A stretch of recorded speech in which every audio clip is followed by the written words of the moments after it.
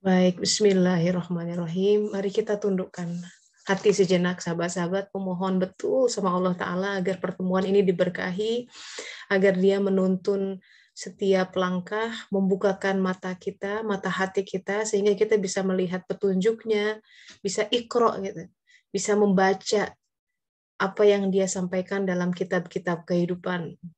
Allahumma sholli ala Sayyidina Muhammad wa ala ali Sayyidina Muhammad. Baik, hari ini kita masuk ke ini pertemuan ke-23, which means minggu depan adalah pertemuan yang terakhir untuk gelombang ini. Terus kita jeda sejenak, terus kita buka lagi nanti insya Allah pembukaan gelombang baru insya Allah.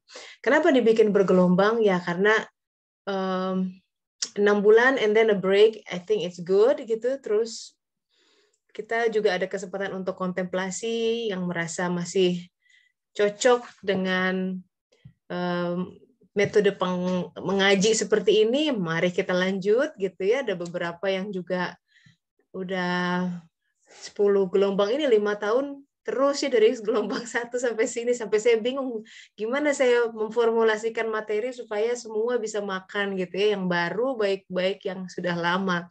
Tentu tidak akan bisa kecuali Allah yang memberi inspirasi dan membimbing. Siapalah kitalah manusia, tidak punya apa-apa sebenarnya, nggak ada modalnya gitu. Semua hidup dari Allah, kebisaan, semua potensi dari Allah Ta'ala.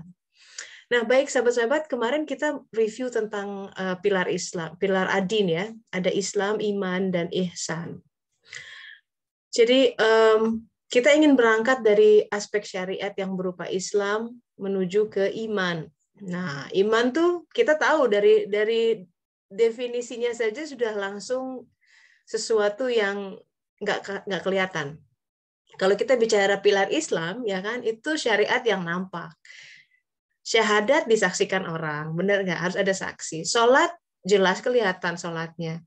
Zakat juga ada yang menerima zakat, ada juga para penerima zakat, apa namanya, badannya bahkan. Puasa nih agak in between ya, karena memang secara Ramadan, kalau bulan puasa khusus di negara-negara yang mayoritas Muslim kerasa puasanya. Kalau di sini kita di Eropa nggak kerasa ya, gitu. Jadi merindukan suara azan bersaut-saut, orang ngaji bisa dari pagi sampai sore di sepanjang bulan Ramadan gitu. Tapi itu bagaimanapun masih kelihatan lah nuansanya. Terus haji lebih jelas lagi ya kan, banyak orang, jutaan orang pergi ke tanah suci. Nah, tapi kalau iman, langsung kita masuk ke dimensi baru nih, sahabat. Jadi kalau iman itu nggak kelihatan. Dan kita sama sekali tidak bisa membilang kamu tidak punya iman gitu ya. Tidak bisa meneropong orang, iman kita sendiri aja belum tentu benar neropongnya. Berani mengatakan saya sudah beriman kepada Allah, saya sudah beriman. Apa makna beriman pada malaikat? Apa makna beriman kepada kitab-kitab? Saya pikir di titik itu pun kita masih harus, termasuk saya pribadi, harus merenung gitu, bener nggak? What's the meaning of iman gitu? Karena itu bahasa yang menurut kita biasa banget gitu, seolah-olah udah tahu lah. Well, kata Einstein gini, if you can explain something to a grandma gitu, atau di kata-kata lain, if you can explain about a concept to a 4-year-old, ya kita bisa menjelaskan itu kepada anak kita sampai dia paham, tentu dengan bahasa yang dia pahami, itu berarti memang kita sudah mengerti konsep itu. Sekarang kalau anak kita bertanya, "Mah, iman itu apa?" Kalau mama sudah punya iman belum? Kalau papa gimana? Nah, tuh. Ya, buat introspeksi masing-masing. No, anyway, today is about that. Tentang iman. Kalau orang Barat suka bilang, you take the leap of faith, gitu.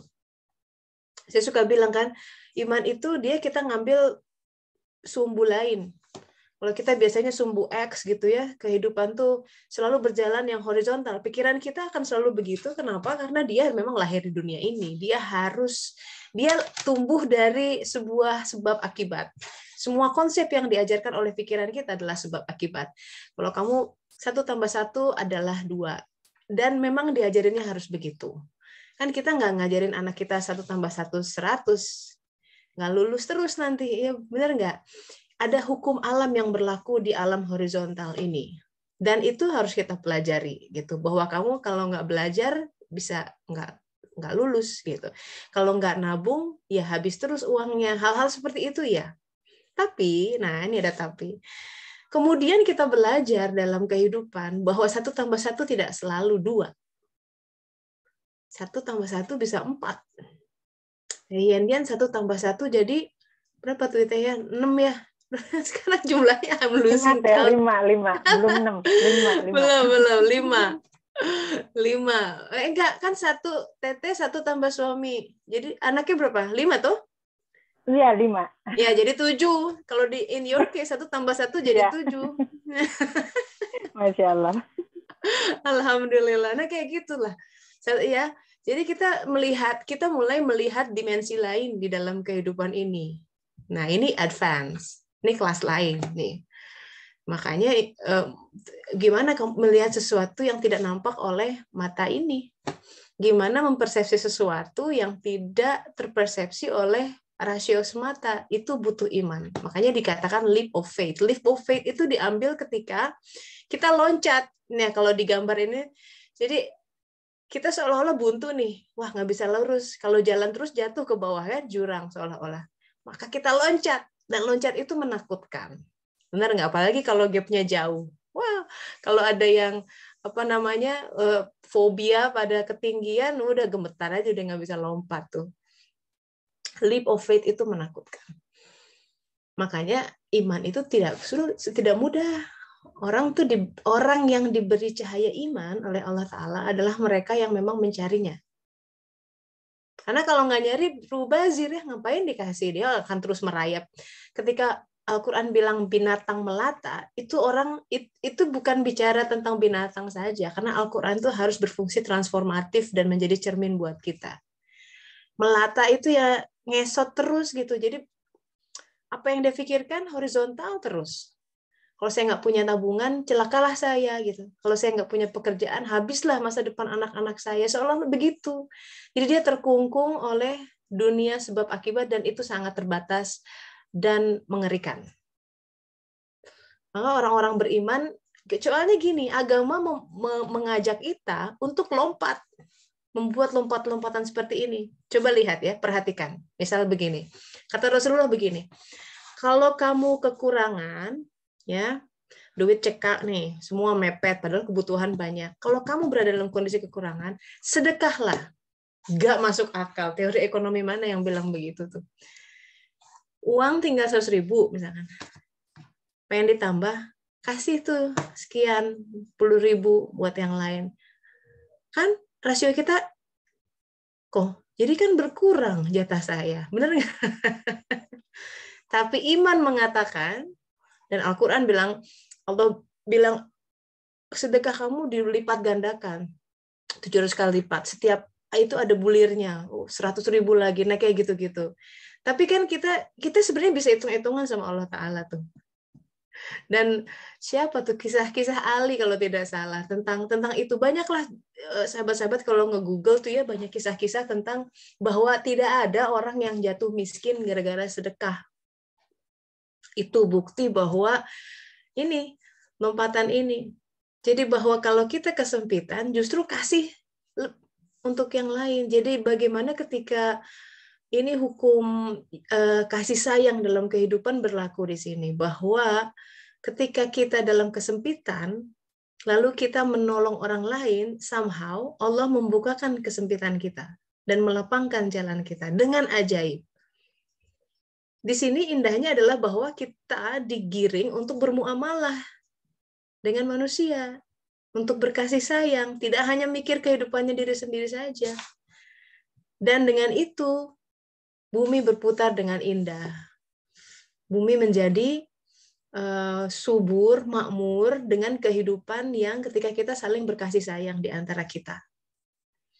Dulu ada cerita tuh ya, zaman Rasulullah, orang tuh saking mengutamakan orang lain, ada cerita, aduh saya lupa, silakan dicek lagi, tapi itu makanan balik lagi sama orang yang memberi, atau pembarang itu balik lagi sama orang yang membeli. Saking, wah saya tuh butuh ini, tapi lihat dia kasihan, udahlah kasih. Terus dia juga begitu, yang sama yang diberi itu. Saya butuh ini, tapi dia lihat kasihan, dikasih lagi. And then that circle around, karena it's a small village, balik lagi. Saking orang mengutamakan yang lain. So seruannya adalah to take that leap of faith. Memang menakutkan. Ya, memang menakutkan. Tapi di situ justru kita belajar untuk beriman kepada yang gaib. Bukan alam gaib. Gaib itu yang nggak kelihatan. Karena dia tidak terlihat oleh indera ini di sini, tapi iman bisa menjangkau dia. Iman bisa kemudian merasakan kehadiran dia. Iman kemudian bisa membuat kita tenang di tengah situasi yang kita pikir mencekik, sempit, kayaknya nggak bisa, tapi bismillah, the leap of faith. Dan karenanya banyak pengalaman yang akan muncul dari iman ini. Ketika kita menyediakan diri kita, silahkan Allah atur, Allah datang langsung. Karena dalam hadis qudsi dikatakan begini, tidak ada yang paling membuatku ragu. Saya tuh terkesan membaca itu. Ini kalimatnya humble sekali ya. Tuhan yang maha kuasa, coba bayangkan, tidak perlu ciptaannya, laisa kamitslihi syai'un, so grandeur gitu. Dia kemudian mengaku gitu, membuat ragu aku. Ragu itu kan seperti seolah elemen kelemahan ya. Tapi apa coba yang bikin Allah ragu? Ketika dia mau merawat, mematikan dalam tanda kutip ya, mentreatment seorang hamba, tapi dianya nggak mau mati gitu, takut mati. Takut untuk dirawat, takut untuk lompat, afraid to take the leap of faith. And not at that moment Tuhan ragu, dia berhenti. Sebenarnya yang rugi kita kemudian. Karena kita menyerahkan diri kita dalam tangan selain Tuhan, ngeri, nauzubillah. Yaitu keinginan kita, hawa nafsu kita, bahwa kita yang merasa, aku akan bahagia kalau aku begini, seolah-olah kita mendikte Tuhan. And many times it's what salah terus. Dan manusia terpuruk, balik. Mereka pikir, aku bahagia kalau aku sudah menikah dengan gini. Didikte kan ya dalam pikiran kita. Begitu udah menikah, sesuai dengan apa yang ternyata tidak bahagia. Oh, mungkin kalau aku punya anak. Oh, mungkin kalau aku punya itu. Terus aja sampai mati. Kemudian dia akan bereksperimen dengan dirinya. Merasa kalau punya ini, kalau punya itu, kalau bisa meraih ini, bisa meraih itu. Dan dikatakan yang bisa, satu-satu yang bisa mengenyangkan dia, artinya udah nggak ngomong lagi sesuatu, adalah ketika tanah sudah memenuhi mulutnya, which is sudah dikubur dalam tanah. And that's already too late. Nauzubillah min dzalik.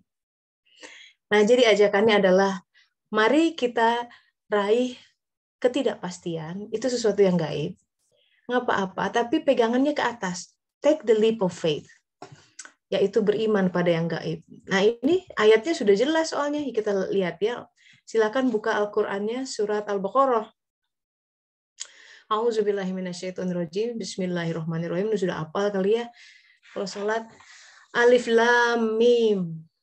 Dzalikal kitabu la raiba fihi hudal lil muttaqin. Alif Lam Mim katanya gitu. Dulu waktu saya belajar agama awal-awal tuh dikatakan Alif Lam Mim, terus saya tanya apa artinya? Hanya Allah yang tahu. Di situ saya tidak pernah puas dengan jawaban itu. Buat saya, ini kan Al-Quran diturunkan untuk manusia. Huda katanya jadi petunjuk. Ketika kemudian kita bertanya Alif Lam Mim artinya apa dan dibalik dengan hanya Allah yang tahu, so what's the point gitu, give it to us. Saya sangat bahagia begitu ketemu seorang guru yang bisa menjelaskan Al-Quran dengan luar biasa menurut saya. Jadi ini saya berbagi apa yang saya pelajari dari beliau. Semoga Allah rahmati ya. Jadi Alif Lam Mim ini dalam ya, kata Ali itu kalau Al-Fatihah mau diurai tafsirnya itu 7 keledai nggak akan cukup bukunya untuk mengangkut buku-buku yang banyak. Jadi di balik Alif Lam Mim ini ada simbol, ada makna dalam. Makanya Al-Quran diturunkan dalam bahasa Arab seperti ini. Bentuknya ini simbolis sekali. Alif, sesuatu yang turun dari atas, simbol rububiyah. Lam itu mirip dengan alif, terus kemudian ada mengalir gitu, dan kemudian menjadi mim yang dia membumi. Jadi ada sesuatu yang turun dari atas, intermediary, dan turun ke bumi. Alif Lam Mim. Dzalikal kitabu la raiba fihi hudal lil muttaqin. Dzalikal kitab. Mana kitab itu? Yang alif lam mim itu adalah kitab. La raiba fihi, tidak ada keraguan di dalamnya. Buat siapa? Siapa yang tidak meragukan kitab-kitab itu adalah sesuatu yang benar adanya, yaitu jadi petunjuk bagi al-muttaqin, hudalil muttaqin. Nah, ini penting di situ, di titik itu. Tadi kita bicara, udah paham apa itu iman. Sekarang we take it to the next words ya. Keywords-nya adalah takwa. Kalau anak tanya, apa bedanya iman sama takwa, Mama? Gitu. Mama sudah takwa belum?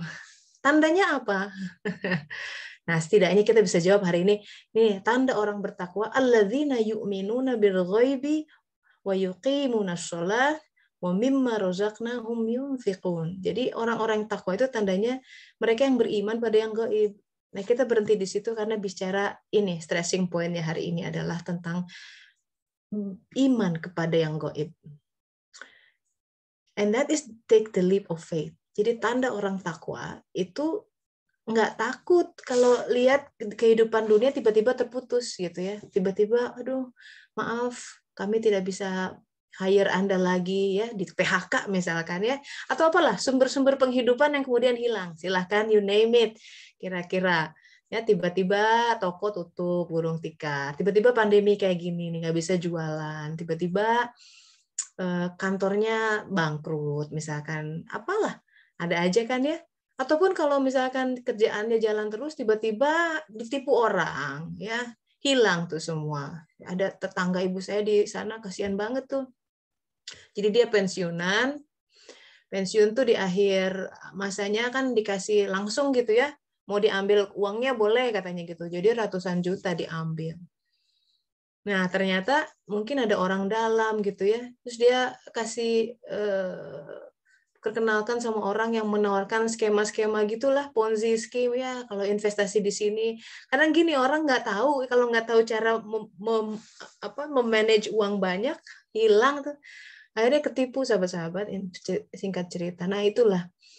Jadi itu tadinya kan bahwa wah ini dengan uang segini bisa untuk hari tua gitu, udah nabung banyak gitu kan, itu uang pensiun untuk masa-masa pensiun dan kemudian hilang. Nah, kehidupan tuh banyak yang seperti itu masalahnya. Jadi dia akan dibuat lubang gitu. Terutama untuk mereka yang mencari Allah. Justru karena harus di situ, ketika seolah-olah solusi dunia sudah tidak ada, tertutup, semua pintu tertutup, dan kemudian kita mengenal bahwa kayak gini, kalau orang sakit dan dokter sudah vonis tidak lama lagi waktunya gitu ya. Ada nih kejadian nyata. Kita udah setengah haji semua karena udah merasa wah dia udah parah kondisinya, say goodbye, dia udah siap-siap bikin surat wasiat, udah nangis-nangis. Tiba-tiba sembuh. Ada satu peristiwa yang bikin dia dia tafakur banyak, dia berdoa, kemudian jadi paham kenapa dibikin sakit. Ketika dia paham, aneh, penyakitnya diambil. Sampai dokternya geleng-geleng. Malu sendirian. Dia bilang, udah jatuh vonis itu, ini nggak akan lama. Secara dunia medis betul. Tapi kemudian, Rob, ya, jadi sang maha pengatur dunia ini. Jadi, intinya, kalau kita masuk ke daerah ranah ya, the realm of iman, welcome dalam dunia iman ini, kita penuh ketidakpastian. Itu harus. Karena kalau semua pasti, tenang, pasti ada akhir bulan dapat ini. Semua selalu ada di dalam semua, jadi ada semua pasti itu Tuhan jadi samar. Percayalah, Allah tuh jadi samar. Kemudian kita jadi kehilangan kesempatan mengenal Dia, Sang Rob. Padahal ini penting. Kenapa? Pertanyaan pertama itu soalnya nanti. Begitu meninggal, pindah ke alam barzah, man Robbuka? Siapa Tuhan? Kenal nggak, Rob? Pernah nggak dulu di dunia ngerasain berinteraksi dan kita bersaksi, oh ya itu yang nolong Allah, bukan yang lain. Walaupun misalkan datangnya lewat si A, si B, si C, tapi kok dia bisa tahu ya? Kayak gini, kalau orang pernah berdoa, ini cerita nyata ya, sahabat-sahabat. Seseorang pernah berdoa, beliau orang yang sangat soleh. Pekerjaannya itu hanya, ya kalau dihitung-hitung nggak akan cukup memang. Pekerjaan hanya 100 sekian ratus ribu gajinya dengan memiliki anak. Sekarang gajian anak, harus uang sekolah anak 300 ribu saja nggak punya gitu. Tapi dia punya Tuhan dong. Nah itu, dia berdoa pagi-pagi, zuhur tuh ada yang ting tong. Ini kayak kisah 1001 malam persis. Ini katanya, saya tuh tadi habis sholat rasanya dengar suara. Coba kirim 300 ribu sama Anda, katanya. Jumlah yang persis yang dia butuhkan. Dan itu tidak terjadi sekali dua kali. Di situ dia bersaksi, kemudian, oh, saya kan nggak bilang ini sama yang lain. Bahkan sama istrinya nggak dikasih tahu, karena nggak mau khawatir mungkin. Kok tiba-tiba dikirim dengan jumlah yang pas. Ini bukan cerita banyak sahabat-sahabat saya tunggu itu yang bikin saya selalu fascinated dengan orang dan kisahnya. Selalu di situ jejak-jejak Allah bekerja tuh. Makanya saya selalu, ayo dong share kalau punya testimoni hal-hal yang seperti itu, share sama kita sehingga kita pun bisa menggantungkan dia gitu. Masya Allah gitu. Allahu Akbar, kita jadi kenceng gitu dari dalam hati, dalam sekali. Karena banyak seperti itu. Nah, sekarang kita lihat ya, kita maju ke Alif Lam Mim. Alif Lam Mim mengadakan tentang ada 3. Apa itu kitab? Kan disebutkan Alif Lam Mim. Dzalikal kitab la raiba fihi hudal lil muttaqin. Itulah kitab-kitab yang tidak ada keraguan. Buat siapa? Buat yang bertakwa. Kitab apa? Kita bicara tentang 3 kitab. Pertama, kitab Kauniyah. Memang ini alam semesta, makanya disebut alam, itu dari kata ilmu. Sesuatu yang ditulis, ilmu. Jadi bisa dibaca. Makanya ayat pertama suruh baca. Karena ini kita bicara kitab-kitab. Cuma cara bacanya ini yang mesti ini. Karena di kitab Kauniyah, letters atau abjadnya berbeda. Ya kan? Ini kitab ciptaan nih. Ada hukum Newton, gravity, laws, relativity, itu kitab Kauniyah. Semesta kita di luar kita, diri kita sendiri adalah kitab. Kemudian diri kita sendiri pun adalah kitab. Namanya kitab Insaniyah. And in between kita punya kitab yang turun dari langit lewat Rasulullah Muhammad SAW. Dan sebelumnya ada kitab-kitab yang turun, makanya beriman kepada yang dulu kalau diteruskan tuh suratnya, auzubillahi minasyaitonirrajim, dzalikal kitabu la raiba fihi hudal lil muttaqin alladzina yu'minuna bil ghaibi wa yuqimunas sholata wa mimma razaqnahum yunfiqun walladzina yu'minuna bima unzila ilaika wa ma unzila min qablik, yang diturunkan sebelumnya. Ada kitab-kitab yang diturunkan sebelumnya, kita beriman itu. Ya. Nah, jadi 3 kitab ini yang di dalam kajian suluk kita coba melihat. Ayo kita lihat yuk, kita ngaji ayatnya ini dari kitab Qur'aniyah. Rasa yang saya pelajari itu di kitab Insaniyah, ya. Responnya seperti itu ada di kitab Insaniyah. Lalu semestanya yang dihadirkan seperti apa? 3 kitab ini sahabat-sahabat paralel.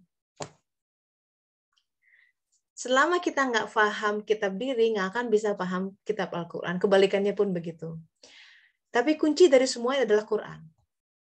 Makanya penting belajar Al-Quran. Baca, terjemahannya baca, tawafi terus. Kalau kata salah seorang guru, kalau bisa sebelum meninggal tuh 40 kali khatam Al-Quran. 40 kali, kejar tuh. Jadi memang harus bertawaf ya. Kayak sa'i gitu juga berputar-putar. Cuman sekali baca, 2 kali mungkin nggak nyerep. Pembacaan yang ketiga dalam situasi yang berbeda, nanti kita dapat pemahaman yang lain. Jadi ada kitab semesta alam, di luar kita itu kitab Kauniyah, kitab diri, dan cara kita membaca itu ada kitab Qur'aniyah. Maka buat seorang Ibnu Arabi misalkan ya, ulama yang faham betul Al-Quran, salah satu ulama yang faham betul Al-Quran, buat beliau Al-Quran itu sangat berfungsi, karena dia decoding ya, dia berlaku sepanjang masa. Itu kenapa cerita-ceritanya adalah sebuah simbol. Jadi bahasa simbolisme itu bahasa yang bisa melampaui sekian banyak alam. Karena kemudian berbeda teknologinya, dia masih bisa tetap bicara karena dia bicara simbol. Jadi dari masa ke masa dia akan tetap up to date. Suatu hari beliau terjatuh dari kendaraannya naik unta atau kuda gitu ya. Begitu jatuh, muridnya yang sedang menyertai khawatir, aduh ada yang patah nggak tuh? Syekh, bagaimana, apa yang luka? Sebelum apa-apa menjawab, dia cuma, mana Al-Quranku? Coba-coba ke sini. Aku ingin tahu di bagian mana di Al-Quran yang mengatakan tentang aku jatuh dari kendaraan.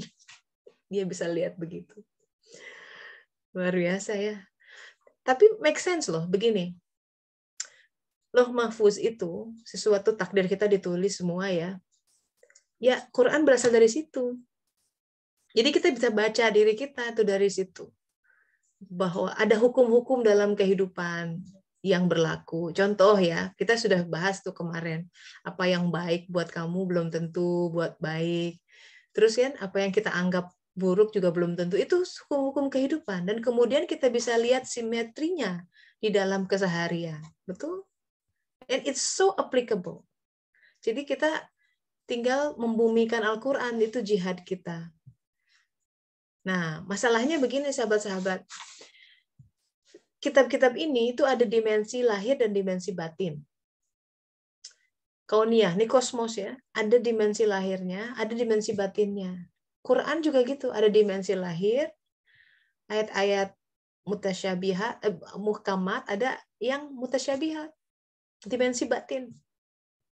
Seperti ketika ar-rijalu qawwamuna 'alan nisa, semua udah bilang laki-laki pemimpin lagi perempuan, and then if you stay there, ya udah nggak akan kemana-mana. Tapi kalau kita bawa misalkan laki-laki itu simbol dari jiwa dan perempuan adalah jasad, itu applicable buat kita bahwa jiwa kita harus jadi pemimpin di dalam kerajaan diri ini gitu.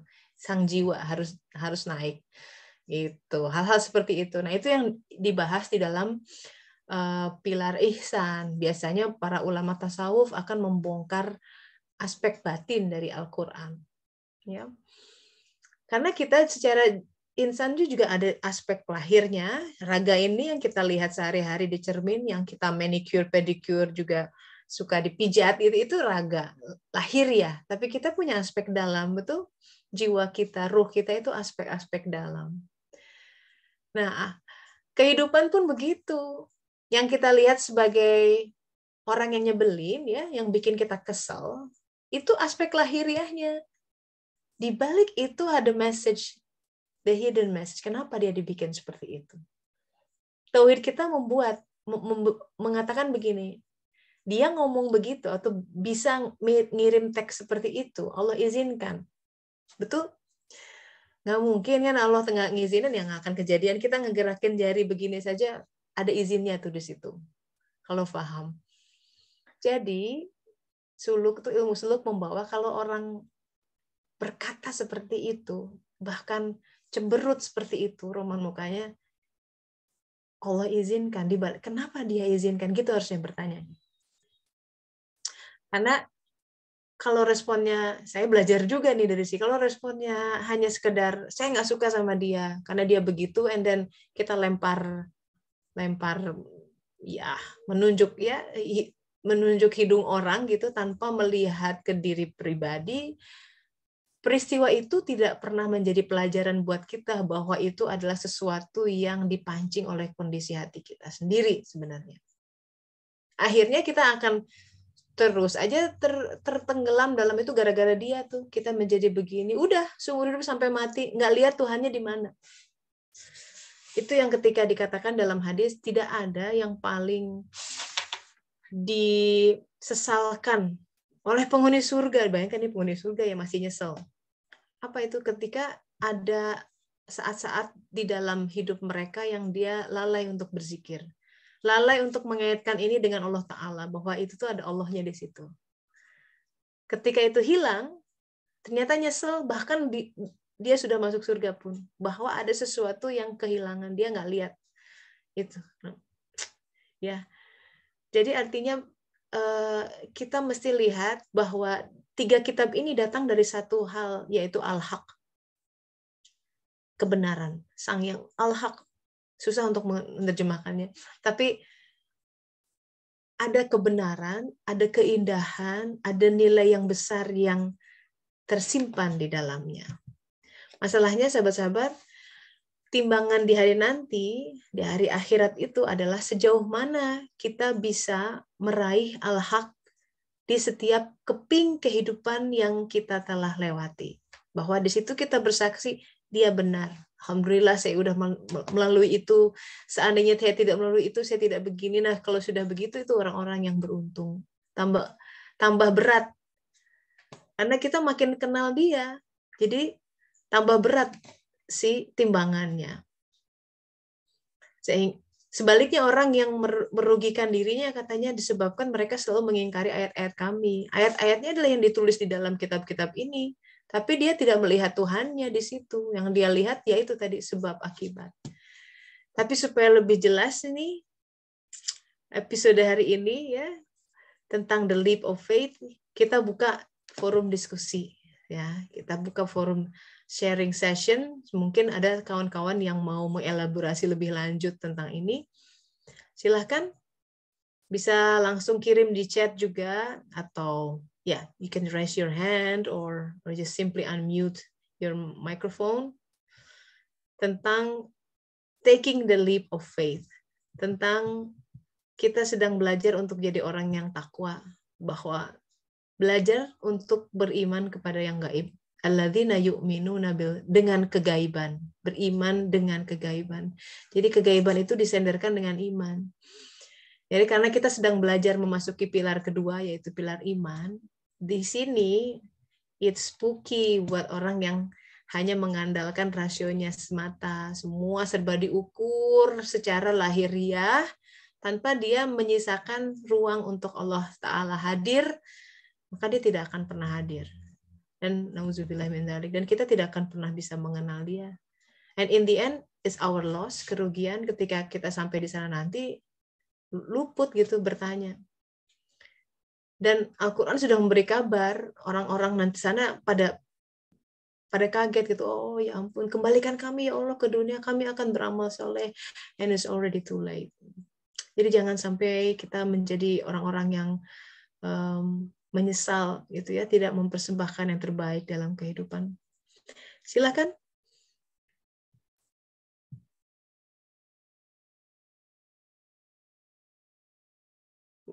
Iya, boleh langsung di unmute saja.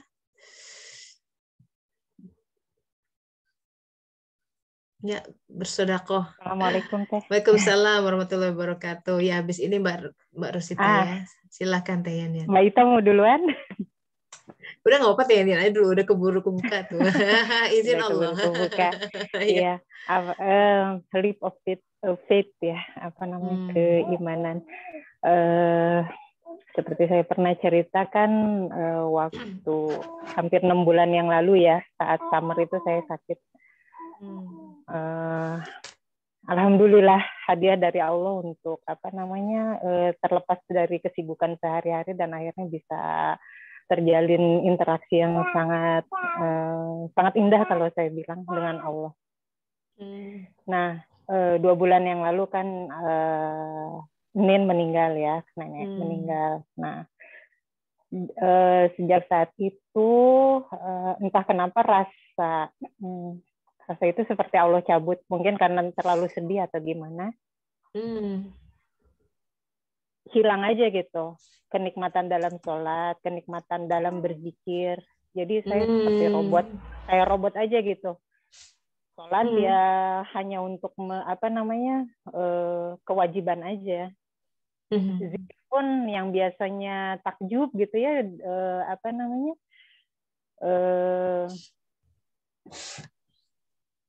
sangat terasa gitu, sekedarnya aja dalam mulut aja gitu Teh, lepas dalam mulut aja gitu. Iya. Cuman memang by the end of the day selalu ada rasa menyesal gitu. Saya selalu sebelum tidur tuh selalu bilang sama Allah, ya Allah, I really miss that feeling. Tolong kembalikan gitu. Dan itu pun untuk memohonkan doa itu pun sulit Teh. Harus ada pergulatan dulu gitu di dalam hati gitu.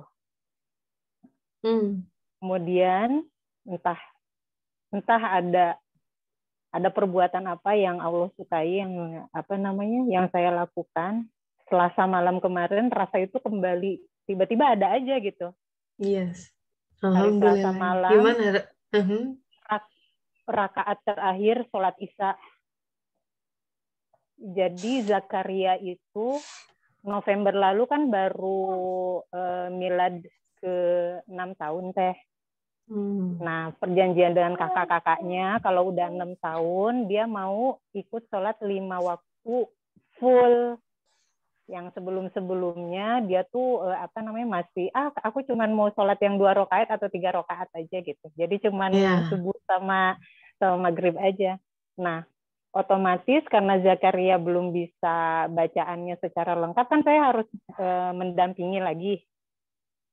Nah, sebelum 2 bulan ini, sebelum hari Selasa malam itu, saya kadang suka kesel gitu. Karena dia kan masih suka main-main teh, bacaan dia baca Al-Fatihah aja baca Al-Fatihah tuh sambil main perang-perangan gitu kan. Terus ya masih banyak yang belum sempurna gitu.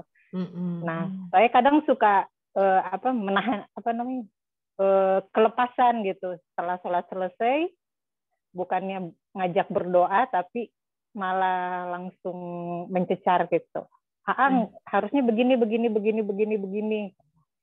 Nah, entah kenapa hari Selasa malam itu walaupun dia tetap seperti itu, tapi saya bawaannya tenang aja. Pas di rakaat terakhir itu kok jadi syahdu bawaannya gitu. Nggak dari rakaat pertama, dari rakaat terakhir pas mau berakhir aja gitu. Tiba-tiba nangis saja. Dan zikir pun terasa lagi gitu. Rasanya dipeluk aja gitu, kayak rasa dipeluk sama Allah lagi gitu. Dan setelahnya karena ngerasa selama 2 bulan terakhir ini banyak sekali fokus ke duniawian yang saya lakukan instead of berinteraksi dengan Allah, saya kok ngerasa malu gitu. I really worth it to get it back gitu. Akhirnya tambah nangis lagi gitu kan. Ya Allah. Alhamdulillah. Tapi alhamdulillah jadinya senang aja gitu, dikembalikan rasa itu. Nah, besoknya hari Rabu itu kan ada kajian dari Kang Yudis ya. Ya, beliau ayat pertama yang beliau tampilkan itu tentang bagaimana Allah penjelasan bagaimana Allah tuh menghadapkan wajah manusia itu kadang ke langit, kadang ke dunia. Nah, saya di situ baru paham. Oh, jadi ini sedang episode Allah hadapkan saya ke dunia gitu. Jadi saya teringat lagi sama ayat yang Al-Hadid itu teh. Yang dibolak-balikan supaya tidak terlalu sedih dengan apa yang luput dan tidak terlalu gembira dengan apa yang Allah karuniakan gitu. Nah, itu ternyata di situ bahwa saya harus membumi sejenak supaya nggak sombong di depan anak-anak. Karena karena lagi ngajarin Zakaria salat kan, jadi jangan sampai ada so tahu banget sih mamong gitu. Perlu membumi di situ. Alhamdulillah. Semoga selalu Allah beri pengajaran seperti ini. Tapi, Alhamdulillah. Yes. Yang saya agak bingung teh sebetulnya adab seperti apa yang harus kita berikan kepada Allah saat wajah kita itu sedang dihadapkan ke dunia. Karena saya betul-betul pontang-panting ngerasa Jadi kan biasanya kalau sebelum melakukan sesuatu kan kita mintanya begini, ya Allah, apakah Engkau senang apabila saya melakukan ini atau saya melakukan itu? Nah, 2 bulan kemarin tuh saya doanya kok jadi berubah gitu. Jadi ya Allah, boleh ya kalau saya ngambil keputusan ini. Jadi hawa nafsu gitu kayak merajuk kayak anak kecil gitu. Boleh ya Allah nawar gitu. Jadi Yang di depan itu hawa nafsunya saya, bukan keinginannya Allah. Jadi adabnya sebetulnya harusnya seperti apa teh? Gitu aja. Nah, ya. persis. Ada dua hal nih yang di sini. Pertama, Teh Yanyan dengan izin Allah, dengan bantuan Allah sudah bisa mengidentifikasi itu, barusan sudah disebut, aktor yang menghalangi kenikmatan kita bermunajat kepada Allah. Itu si hawa nafsu. Hawa nafsu tuh yang kalau dia membesar, pengaruh. Hawa nafsu tuh it's there for a reason ya. Jangan dibunuh dalam arti harus dikendalikan. Ketika pengaruhnya besar, it clouded. Jadi dia akan menutupi. Jadi nggak nikmat gitu. Allah munajat jadi kering. Sujud jadi kayaknya nggak ada rasanya gitu ya. Kita bikin alhamdulillah kita bisa merasa hambar gitu hati. Karena hawa nafsu lagi merajai itu di situ, lagi menggurita, wah meraksasa gitu. Di situ istighfar banyak-banyak, istighfar. Nah kadang Allah bantu tuh untuk ngecilin hawa nafsu, jatuhkan ujian. Yang biasanya touche banget buat si hawa nafsu, kena banget buat dia, wah gitu ya. Gampang, misalkan kalau hawa nafsunya adalah saya akan bangga diri, kirim aja orang ngirim sesuatu yang bikin dia terpuruk gitu, atau mengata-matai dia jelek, atau kamu kok kayaknya gagal terus hidupmu, bang, itu kena langsung hawa nafsunya tuh. Itu bantuan dari Allah. Kalau kita lihat dengan jelas ya, dengan lagi ada yang menggurita, nah sakit hati kita itu sebenarnya si hawa nafsu yang sakit. Tapi kan kita cenderung, wah dia nggak bener, lempar lagi, orang lempar batu di kita, jadi lempar-lemparan batu. Tapi kita nggak pernah berhenti untuk, kenapa nih orang ini diizinkan untuk begini? Sebentar, saya lihat ke dalam, and then paham gitu. Ketika paham, berubah tuh respon kita. Jadi ada dua hal. Satu memang tentang kehadiran hawa nafsu, dan ini memang jihad akbar ya. Rasulullah sudah bilang, wanti-wanti tuh, kita baru pulang dari perang kecil menuju perang besar. Para sahabat yang sudah habis-habisan, ngos-ngosan, giginya patah, luka-luka, bahkan banyak yang meninggal. Kaget. Gini dibilang perang kecil, terus perang gede kayak gimana? Ya itu perang lawan diri sendiri. Susahnya. Kalau musuhnya di depan, face to face mah lebih gampang, bahkan bisa diidentifikasi. Tapi banyak orang bahkan tidak bisa mengidentifikasi, itu hawa nafsu saya itu yang lagi ngomong gitu. Tahap mengidentifikasi hawa nafsu itu the first step. Hanya dengan bantuan Allah. Berarti kita sudah berjarak. Hanya dengan kita berjarak, kita sudah tahu. Kalau belum berjarak, dia masih menyatu. Sehingga kita nggak bisa membedakan ini yang marah hawa nafsu saya atau beneran saya gitu. Nggak bisa bedain. Gitu. Jadi memang betul hawa nafsu itu besar sekali. Makanya di dalam Al-Quran, simbol melawan hawa nafsu itu Musa melawan Fir'aun.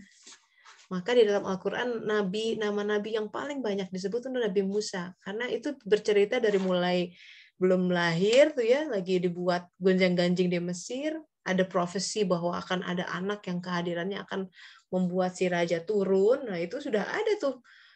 Ibunya lagi hamil. Udah ada, wah tegang banget deh. Sebetulnya kapan-kapan kita, mungkin di gelombang berikutnya ya, dari kita perdalam aja tuh kisah tentang Musa, insya Allah. Alhamdulillah jadi ada inspirasi teh. Itu satu. Pertama bahwa memang tidak mudah, hawa nafsu itu begitu ada datang. No, ketika kita tidak bisa bermunajat, nih hawa nafsunya lagi gede. Istighfar banyak-banyak, istighfar. Karena kalau istighfarnya kurang, kan Allah lihat, karena Allah pengen kita nggak kelebakan begitu ya, dibantulah diturunkan ujian. Jadi sebenarnya ada tips nih supaya ujian nggak turun, istighfar banyak-banyak. Jadi supaya tidak teramplifikasi ke tataran fisik, itu udah dibantu sama Allah karena dosisnya kurang. Kata Allah, gue suntik set gitu, sakit. Tapi kalau nggak gitu ya nggak sadar-sadar, daripada sakit nanti ya kan, gitu. Hal kedua, Teh Yanyan, it's a process. Grieving is a process. Kadang 6 bulan. In that process, sometimes ya proses manusia adalah to numb your feeling. Ketika kita kehilangan orang yang sangat kita cintai, ketika apapun ya, objek yang kita cintai terus itu hilang. Misal orang baru bercerai, sebenarnya dia masih punya rasa sama, tapi Gimana lagi dia patah hati dan lain sebagainya. Itu berbulan-bulan butuhnya. The research says, katanya dari ilmu psikologi, ini kitab kauniahnya ya, rata-rata 6 bulanan lah gitu. Sebenarnya hadis sudah ada, misalkan kalau itu pasangan, bahkan lebih short ya, kalau nggak salah 40 hari. Itu periode berkabung. So, 40 hari bahkan di ritual tertentu pakaiannya hitam-hitam, nggak mau dia pakai pakaian cerah gitu, karena dia mencerminkan dalamnya lagi hitam, berkabung. Jadi dua hal itu mungkin bisa dicermati Teh Yendian, bahwa di satu sisi kita sebagai manusia masih butuh proses, apalagi sangat dekat sama Anin ya. Take your time. Kirim Al-Fatihah gitu. Butuh waktu sampai kita kemudian menjejak. Mungkin masih limbung, and in that process sometimes you numb your feeling. Jadi itu mix juga dengan kok saya nggak bisa merasakan lagi, karena kita lagi mekanisme tubuhnya seperti itu. Be kind to yourself, don't push too hard. Semua itu ada waktunya. Bahkan kalau kulit, ini saya kena tusuk apa kemarin, biasalah ibu-ibu ya lagi di dapur potong apalah gitu. Ini butuh berhari-hari untuk sembuh. Sementara pakai plester dulu lah. Nah tetap kan harus nyuci apa, kena air terus ya. Nah ini luka hati pun butuh waktu untuk sembuh. Insya Allah, tapi semua ada masanya ya. Jadi jadikan ini sebuah proses yang indah. Karena kesedihan itu berarti ada suatu cinta yang dalam, dan cinta itu kemudian membuat kita bersemi ya. Itu is a rare quality gitu. You'll be able to love someone so deeply, and you will cherish that. Gitu. Ditularkan itu buat anak-anak dan cucu, insya Allah.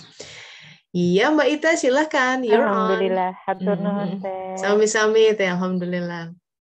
Assalamualaikum. Waalaikumsalam warahmatullahi wabarakatuh. Di mana nih posisi? Di sekitaran Paris teh. Dia kan pernah ketemu sama Mbak Yen. Suka Iya. Kan suka balik ke Lampung. Belum masih karantina. Suka diprovokatorin, ya Mbak Ita sedekah, sharing. Halo, abis. Ya silahkan, it's your time. Jadi banyak banget sih, sama sebenarnya dengan Mbak Yen yang pasang surut gitu ya, misalnya kalau kita minta sesuatu ini gimana adabnya, ya itu sebenarnya sama saya dengan Mbak Yen gitu loh, gejolak gitu loh teh. Cuman adalah bismillah aja lah, sharing 1-2 lah, semoga aja bermanfaat kali ya. Kan ada beberapa sih teh, mungkin kalau nggak ini satu dulu nih ya gitu ya. Misalnya kayak sakit gitu kayak gitu ya. Sakit saya kan walaupun sudah ikhtiar macam-macam kan, namanya kan kalau kesehatan kan hanya milik Allah ya. Kalau kita misalnya dikasih sakit ya sakit aja gitu. Terus ada satu, enggak sih baru-baru ini yang terakhir aja teh, misalnya kemarin saya kan sakit pala. Itulah kayak sosokan gitu loh teh, minta sama Allah, ya Allah berilah aku kesabaran, rasa syukur gitu-gitu ya. Walaupun sebelumnya emang kan sedang benar minta kesabaran lebih luas lagi, unlimited atau rasa syukur gitu. Karena saya udah lihat buktinya memang sih kalau kita minta sama Allah sabar dan syukur itu masya Allah udah nggak ngerti lagi itu karunia, sampai kalau di surat Ar-Rahmat ya udah Allah cukup gitu, saking kok dikasih terus gitu ya. Cuma kemarin sakit pala itu ini kok nggak sembuh ya berhari-hari. Jadi saya bilang ya udahlah nikmatin aja, sabar.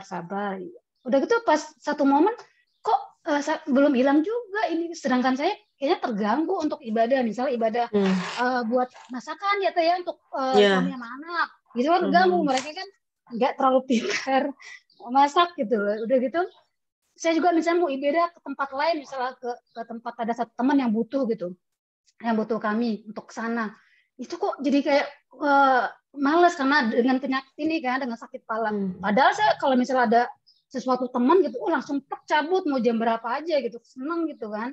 Nah, jadi saya doanya saya seperti Mbak Yan tadi teh, jadi kayak nego gitu.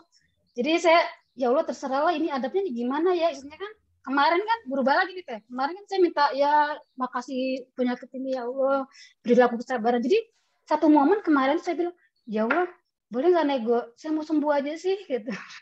Saya mau sembuh karena ini menghambat ibadah saya gitu, dia bilang gitu kan.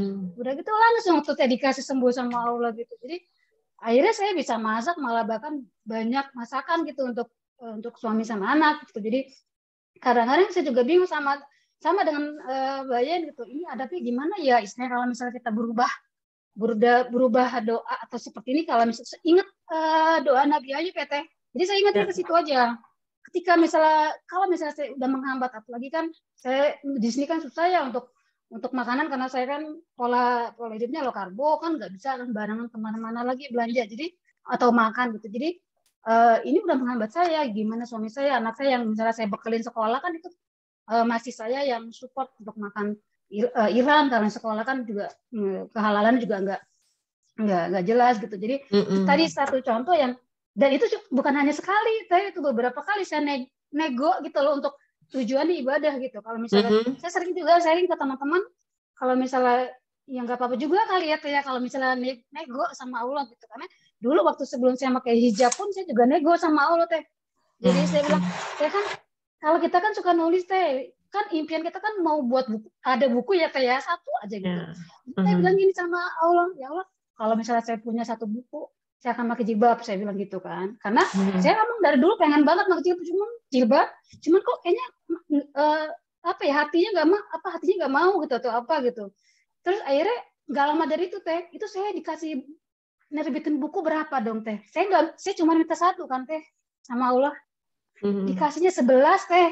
Jadi benar kalau misalnya kita misalnya satu melangkah, Allah kan lebih banyak lagi gitu loh ngasih karunia-Nya. Dan sebenarnya banyak lagi, dan kejadian kemarin juga ada juga yang saya juga ya beberapa tahun kan belajar suluk juga sama Teteh, sama Ustadz Raji juga, sama Kang Yudis, dan banyak lah ya. Jadi kan otomatis saya kan udah berubah lah ya Teh ya, misalnya dulu kan lumayan keras, kemudian suami kan alhamdulillah Masya Allah tabarakallah kan, saya lihat dari dulu sih suami sih memang sebenarnya udah suluk daripada saya. Jadi ketika misalnya saya udah belajar suluk sama Tetesa sama beberapa yang lainnya, akhirnya kan saya sering cerita tuh Teh ke beliau kan kisah ini kisah itu, termasuk kisah yang dicari sama teman lah ya. Jadi sekarang malah dia lebih suluk dari saya gitu. Jadi kayak misalnya satu contoh yang saya anggap bingung nih, misalnya kan kemarin kita kan jalan ke Skandinavia ya Teh, naik mobil, itu kan salju itu nggak ngerti lagi di antara misalnya Swedia sama Norwegia gitu, itu malam-malam segala macem, salju kanan kiri, pokoknya ya yang kecuali jalanan itu kan nggak ada salju semua lah itu ya. Jadi kan itu jadi waktu satu malam tuh suami kan bilang, aduh air habis, katanya air apa sih, nggak ngerti mobil Teh, untuk kipas itu Teh, kan supaya harus diisi air kan, apalagi itu di tengah jalan apa nggak ada siapa-siapa, sepi, udah horor banget lah. Terus udah gitu itu kan harus perlu kipas, udah gitu juga supaya terang ya. Terus akhirnya nggak tahu, dia kan Masya Allah tabarakallah, memang apapun dia suka berzikir gitu walaupun sederhana. Jadi tiba-tiba ada mobil Teh, itu mobil nggak ngerti ngebut cium gitu. Bagi saya kan biasa aja ya, walaupun sepi setengah jam nggak ada mobil, kadang-kadang ada juga kan itu ngebut, kadang-kadang juga suka ngedumel juga. Saya ingat tadi saya bilang itu kan pasti semuanya walaupun ada yang kesal itu Allah izinkan kan ya. Nah jadi suami itu ngomong begini, alhamdulillah katanya ada air katanya. Jadi kipasnya itu bisa bergerak lagi karena ada air kan Teh, netes dari yang mobil yang tadi itu loh Teh. Jadi kalau saya mungkin kalau belum belajar suluk, saya nggak apa sih kok gitu amat sih, nggak mungkin apa sih, nggak ngelihat hikmahnya, artinya padahal suami dengan adanya mobil yang jalan ada misalnya air ke kaca dia, jadi kan dia bisa kipas jadi jelas lagi penerangannya di depan itu gitu. Jadi satu sisi banyak banget yang dia memang tunjukin gitu, yang ternyata memang dia lebih suka dari saya, padahal dia pun kedengar dari cerita dari saya atau dari misalnya Kang Yudi sekarang kan subuh-subuh Teh dia tidur, saya agak-agak kuatin jangan ngedenger Teh, kadang-kadang kok dia jawab padahal dia tidur. Jadi alhamdulillah cerita barakallah banyak lagi contohnya yang bahkan saya ternyata belum suluk ya gitu, bahkan suami saya yang ngedengar dari yang dengar dari yang cerita saya, atau misalnya dari yang nggak sengaja didengarin ketika dia tidur, saya lagi dengar kajian itu didengar sama dia, dan saya juga belajar dari alhamdulillah dia. Dan akhirnya banyak kejadian ya banyak dari banget sini. Kita berdoa dan Allah merespon gitu ya.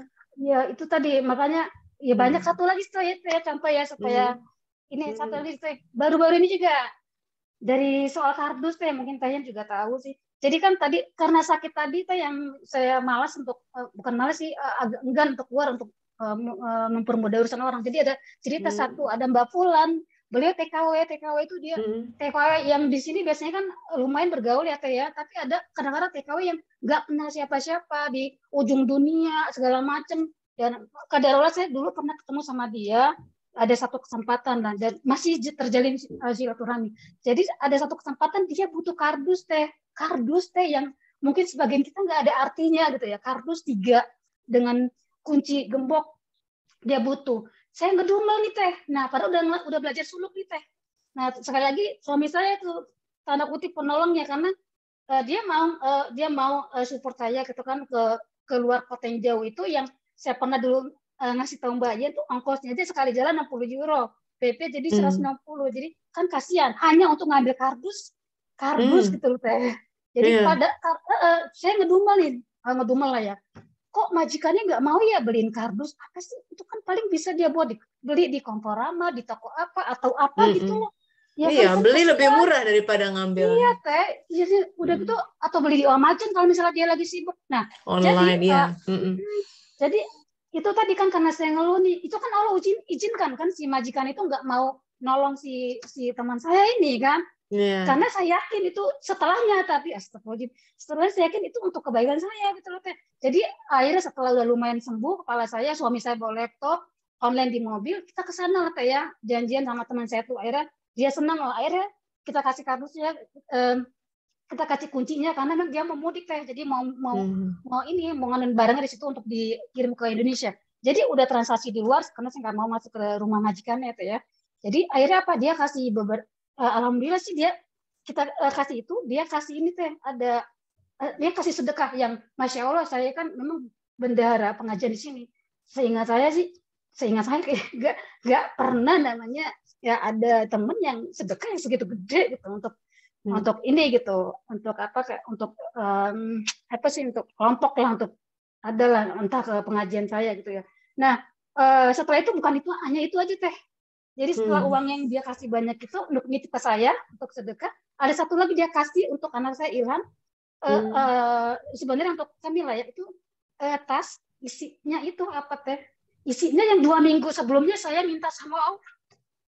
Apa itu? Saya minta sama Allah, walaupun saya kadang-kadang mintanya iseng aja gitu.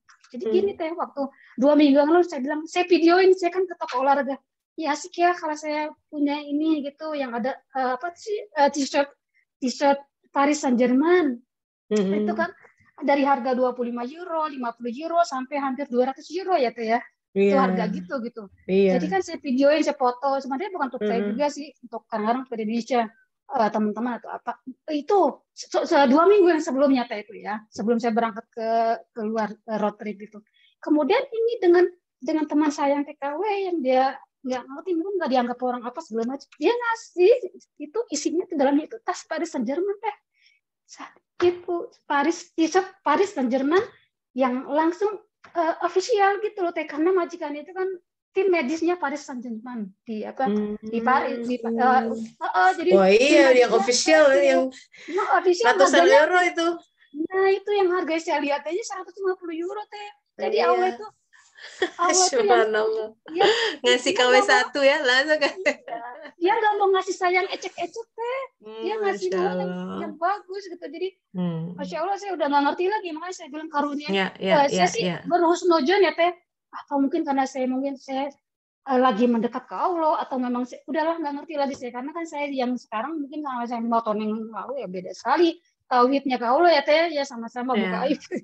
Jadi itulah teh sharingnya, Masya Allah banget lah pokoknya. Alhamdulillah Mbak Ita. Gitu.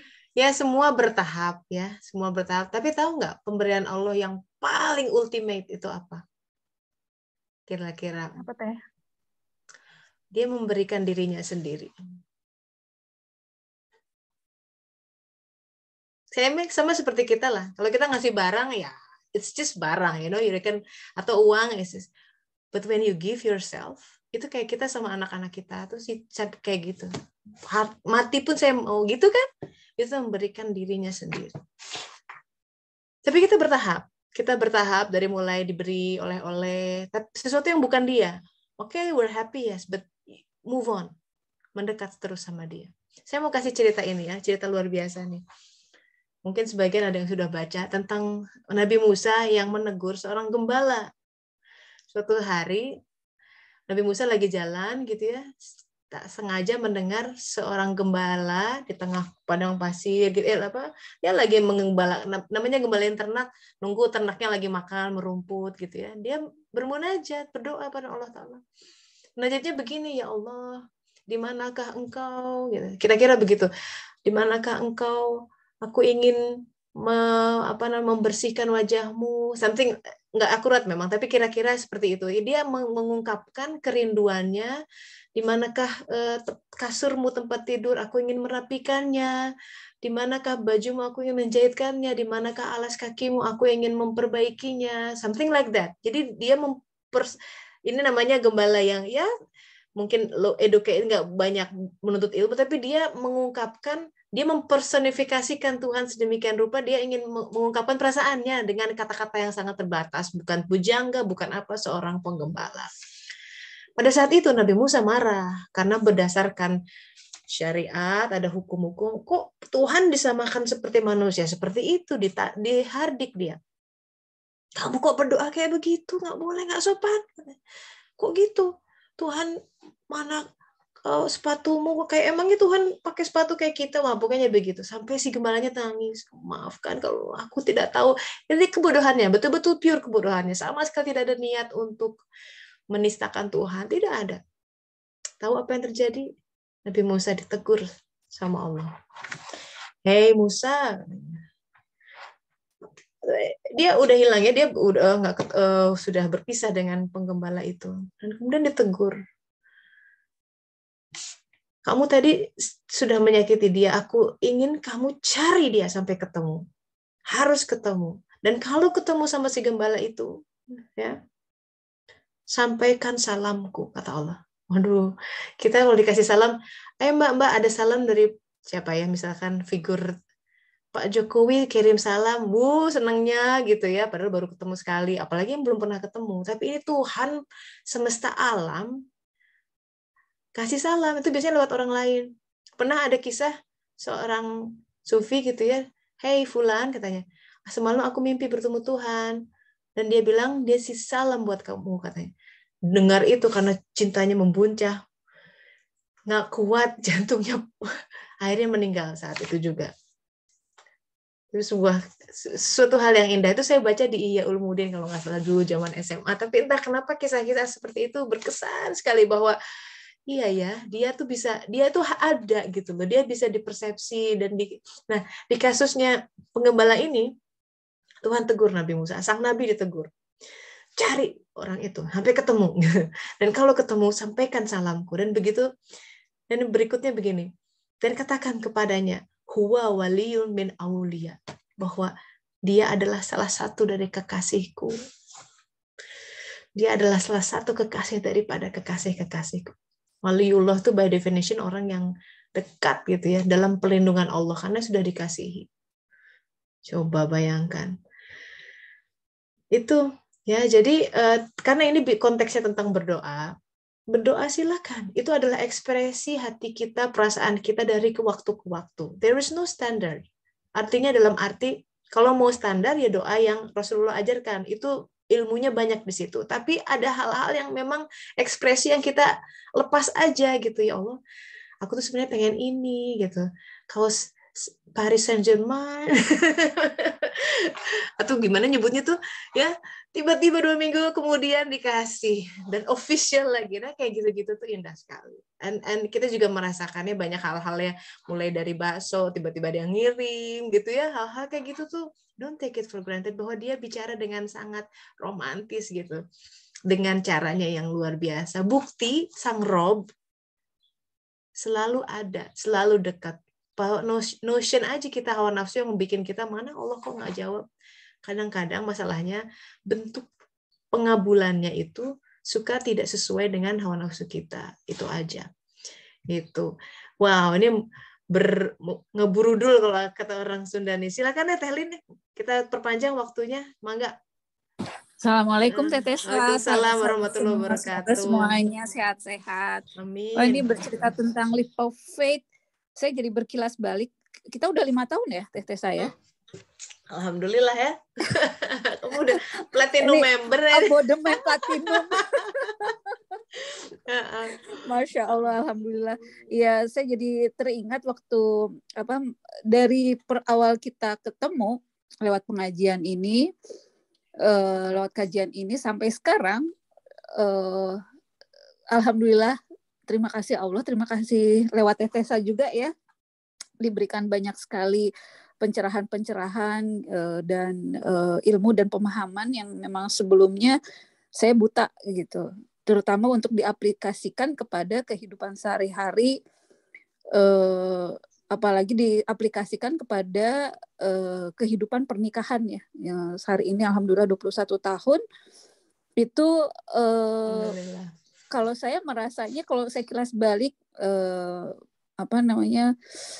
refleksi lagi dari 5 tahun pertama sampai sekarang dan perjalanan dalam kajian ini,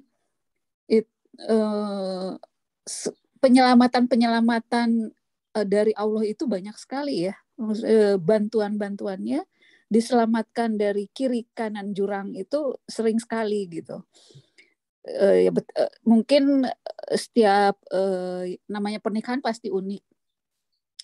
Pasti semuanya mengalami up and down gitu. Nah, daripada seperti halnya kita berdiri di tepi jurang, sudah pada keputusan akhir gitu, diselamatkan lagi, itu yang tadinya hanya penglihatannya hanya secara fisik ya, dirasakannya hanya secara fisik, ternyata suara batin, suara dari Allah penyelamatannya itu lebih kuat gitu. Itu saya rasakan sekali gitu. Dari yang tadinya marah itu bisa sampai berminggu-minggu gitu ya, istilahnya perang dingin bisa sampai berminggu-minggu. Nah, sampai pada kesadaran bahwa hey, pasanganmu itu adalah makhluknya juga gitu, titipannya juga. Sudah semampu mana kamu bersyukur kepada Allah dengan memelihara pasanganmu itu gitu. Jadi alhamdulillah nih, kalau misalnya ada suatu hal yang bikin kesel gitu, hal yang supaya bikin kesel, nggak boleh marah. Itu kan punyanya Allah gitu, nggak boleh dimarahin. Nanti kalau Allah yang marah, kamu yang dicubit, waduh, sakit ya. Lebih sakit, lebih ini lagi.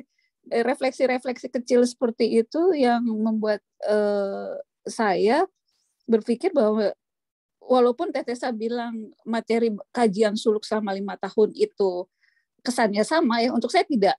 Selalu ada pemahaman yang baru, selalu ada ilmu yang baru. Bukan hanya penyajiannya yang memang baru ya dari awal sampai ke akhir, tapi sampai ke hari ini itu selalu ada saja ilham-ilham, hikmah-hikmah yang Allah berikan lewat Tetesa gitu. Ya, terutama untuk kehidupan saya sehari-hari, untuk kehidupan sosialisasi gitu dengan tetangga di sini, dengan teman-teman baik di dunia maya atau yang memang bertatap langsung gitu, bertatap muka langsung gitu. Tetesa itu mungkin leap of faith yang saya rasakan sampai hari ini. Alhamdulillah. Terima kasih Tetesa. Hey, tunggu sebentar Teli. Namanya juga leap of faith ya. Berarti kan lompat tuh. Kalau kita lompat tuh kadang ada nggak tuh bener rasa takut tuh, kan nggak kelihatan, harus ada lompat solokan atau apa ya, takut jatuh. Ada nggak ya, rasa pasti. Gimana? Ada. What happened? Ada. Pada saat keputusan sudah diambil gitu kan, tinggal menunggu. Kalau secara manusiawinya, secara ikhtiarnya itu harusnya sudah selesai gitu kan. Gitu. Nah, pada saat tertentu itu tiba-tiba selalu ada panggilan gitu, ada seruan, entah itu lewat siapa yang menunjukkan bahwa ini diperbaiki dari dirimu sendiri gitu. Jadi untuk perbaikan buat saya gitu. Dia dihadirkan, permasalahan itu dihadirkan untuk saya bisa belajar untuk menapak lebih dekat gitu kepada Allah. Itu leap of faith-nya untuk saya ya, untuk saya pribadi, bahwa rasa keberserahan diri saya kepada Allah itu bisa lebih kuat. Dan saya sendiri juga kadang-kadang saya rindu untuk sholat, rindu membaca Al-Quran. Itu belum pernah sebelumnya. Alhamdulillah. Ya, terutama kalau misalnya saya kadang-kadang suka begini. Udah lama nggak baca surat Al-Waqiah. Hei sahabat lama gitu, dalam hati ya, tidur di saya. Ada rasa rindu, Tessa. Rindu untuk hal-hal yang seperti itu gitu. Untuk saya itu spesial banget ya, dirasakan. Jadi setiap saat selalu diingatkan bahwa apapun yang dihidangkan Allah setiap harinya itu untuk jembatan bagi saya untuk melompat lagi dari satu tangga ke tangga yang lainnya. Kalau ngerasa takut karena kita kan nggak pernah tahu apakah betul atau tidaknya keputusan yang diambil. Betul. Sampai di ujung detik bahwa keputusan itu harus dijalankan pun bisa berubah. Ya. Begitu. Ya, selama kita berpegangan sama Allah, mau dibulak-balikan apapun, bilang aku di tangan Allah, aku di tangan, tenang aja. Kayak kita naik roller coaster tuh, kan ada penyangganya tuh, ya. Kalau enggak, jatuh. Nah, kita jangan sampai lebih si kuat dari itu jangan sampai berkarat ya Teh. Semoga si penyangga roller coaster-nya itu jangan sampai berkarat, itu yang bahaya lepas juga. Nanti kan.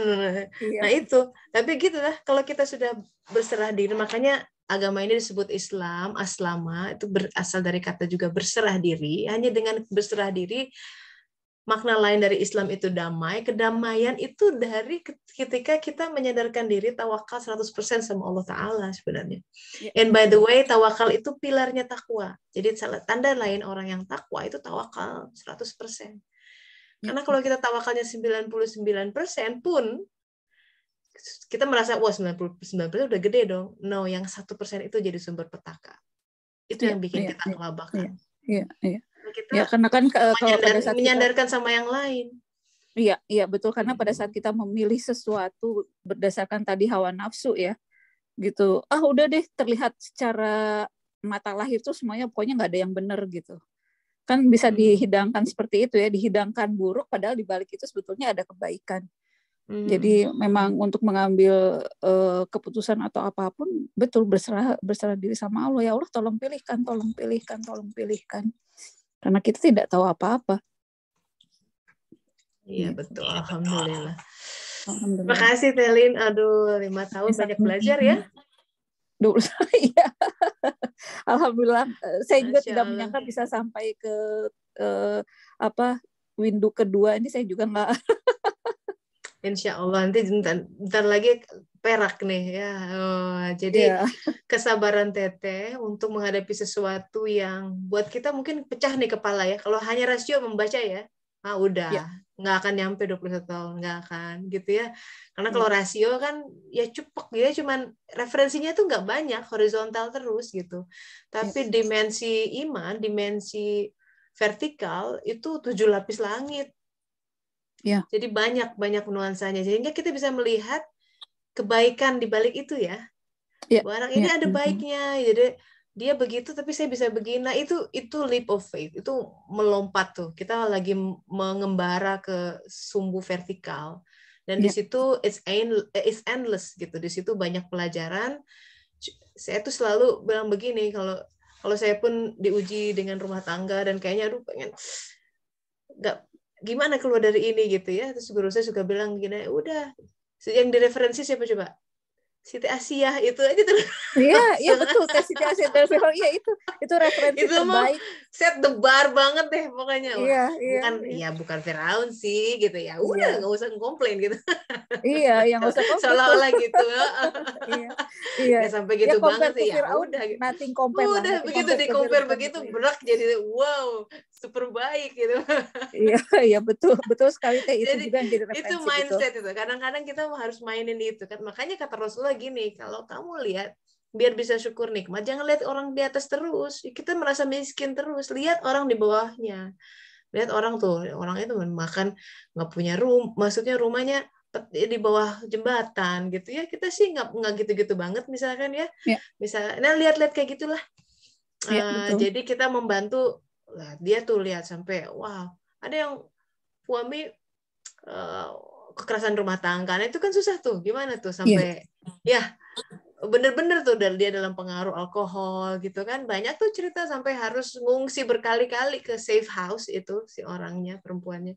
Jadi nah di situasi seperti itu coba bayangkan. Nah, jadi kita kan kadang nggak seperti itu sih misal. Nah, so orang Belanda bilang relativeren. Kita mesti merelativitas sesuatu itu, lihat yang bandingan yang lain supaya nggak merasa nelongso gitu. Alhamdulillah. So congratulations, 21 tahun. Is ini si Abah. Nih.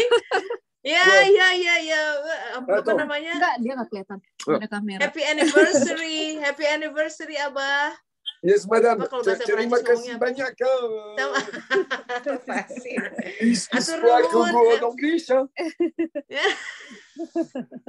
Atur nuhun. Long time no see ya. Nanti kapan-kapan kita ketemuan lagi. Insya Allah di Antos. Kali ini saya jangan diajak ngebut di atas motor.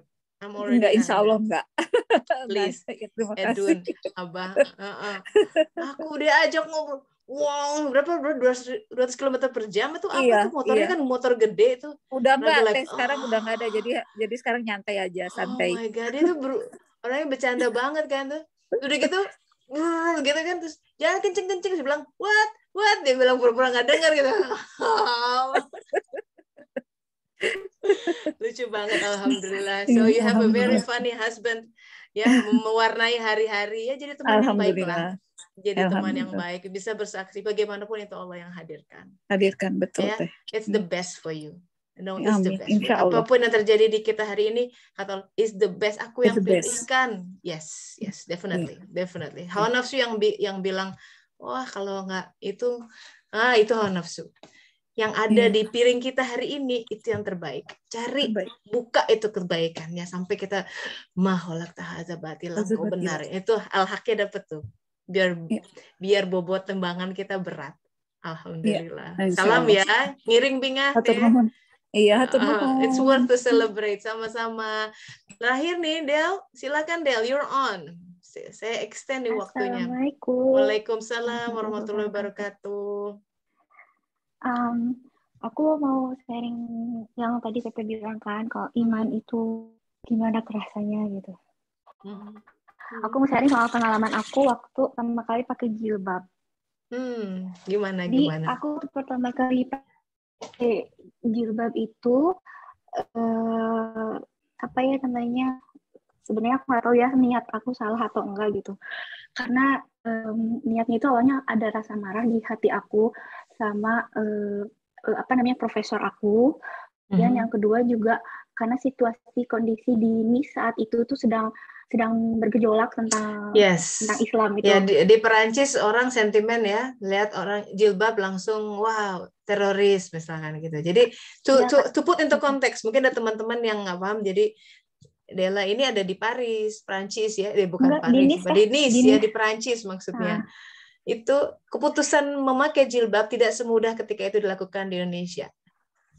Jauh banget ya. Kita bahkan harus berisiko ya Del ya.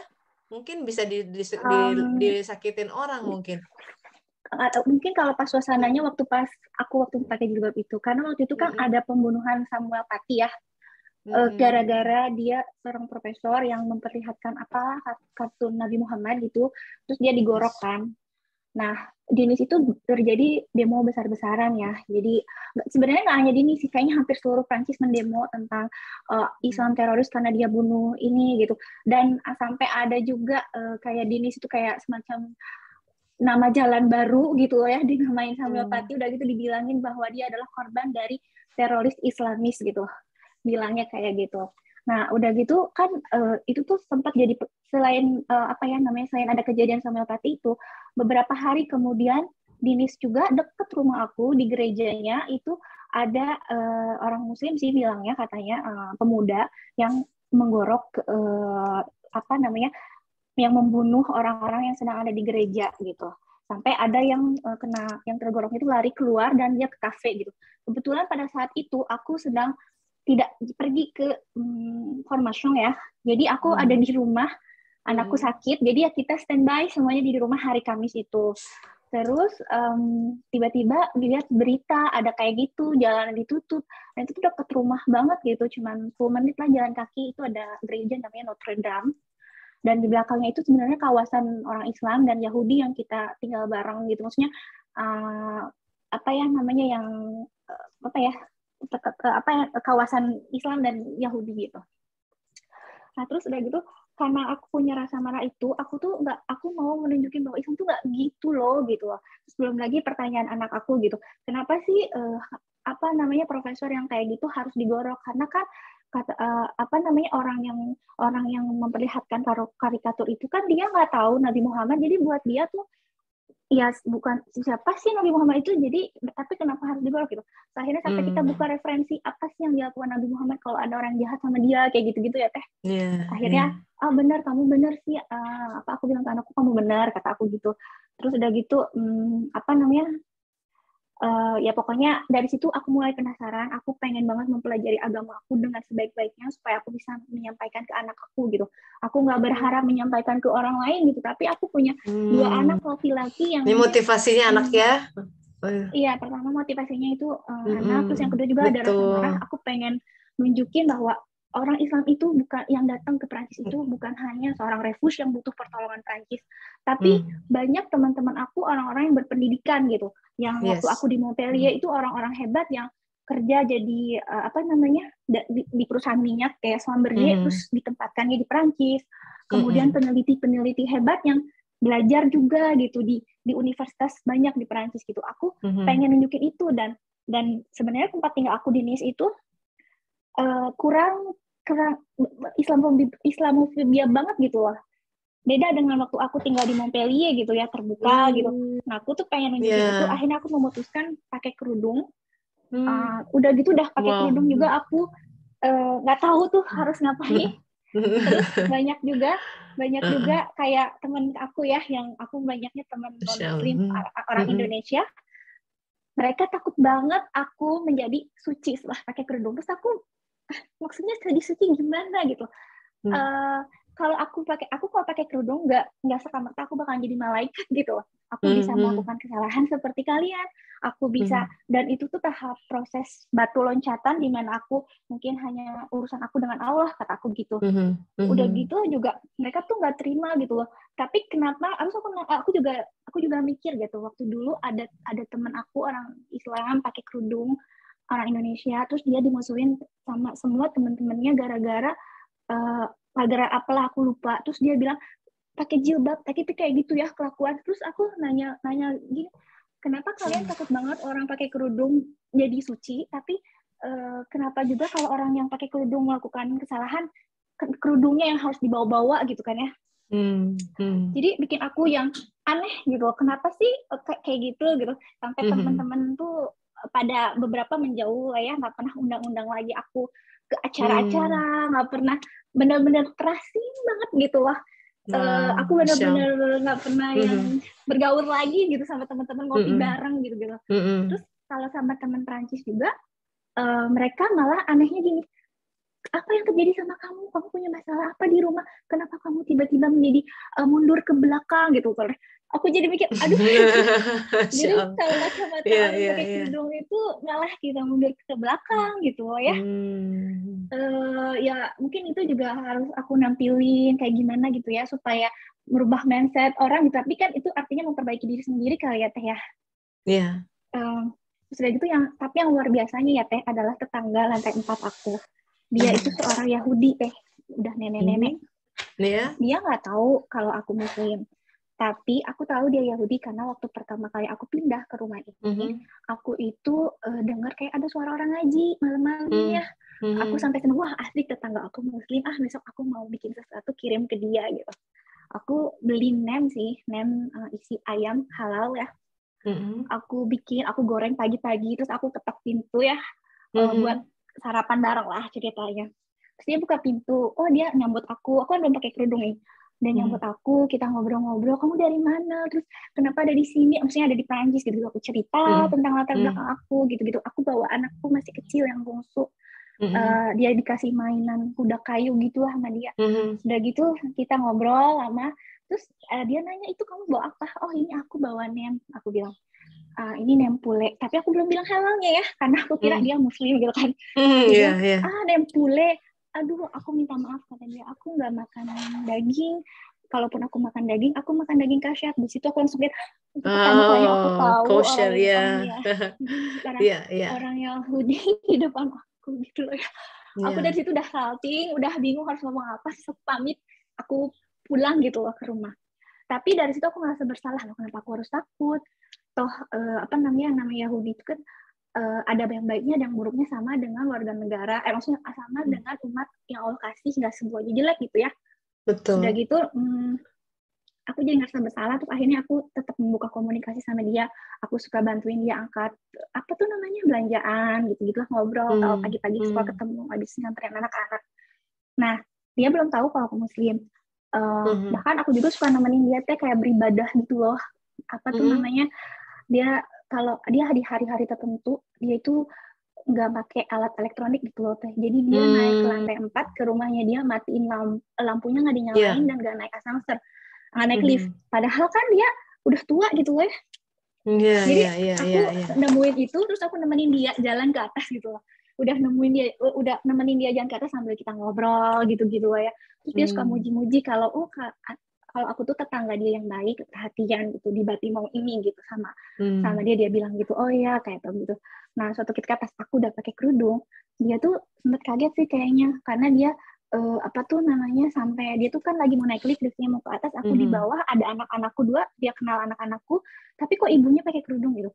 Dia sampai liftnya dipencet lagi sampai ke bawah ke lantai 1.